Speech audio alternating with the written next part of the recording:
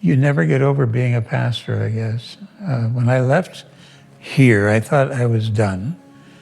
I was exhausted, actually, and physically and mentally and spiritually, I think. I just felt like I've finished now, and it's time for me to transition. And I took a role with what was then called the CASA Network, Christian Association Serving Adult Ministries. So it was a national organization. We were working, training pastors and lay leaders how to work with 50-plus men and women, the older age group. And after 7 years, I was just retiring from that when my wife became ill with pancreatic cancer. And so then 18 months later, I lost her. She was my partner in ministry here and personal life, and just, if you would have known her, you would have loved her. She's just such a great lady. After that, I wrote her story. I wrote her book, and it was published. And then I kind of hit the wall after that. I just couldn't do anything.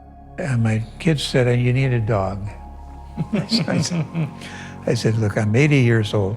I do not need a dog. I mean, I haven't had one for 25 years.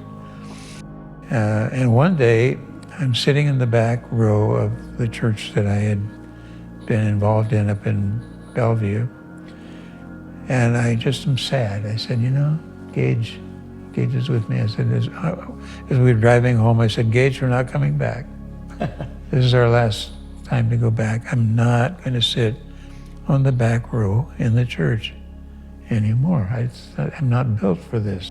So we went home, and I had the email addresses of maybe 20 people in the community. And I said, I don't know you well, but if you don't have a church home, or if you have lost touch with the one you had, or you are just thinking about spiritual things, show up at my apartment at 10 o'clock next Sunday morning with your empty coffee cup, and I will tell you a story. I had no idea if anybody would show up. And when I opened my door, there were 10 people with their coffee cups standing in front of my apartment.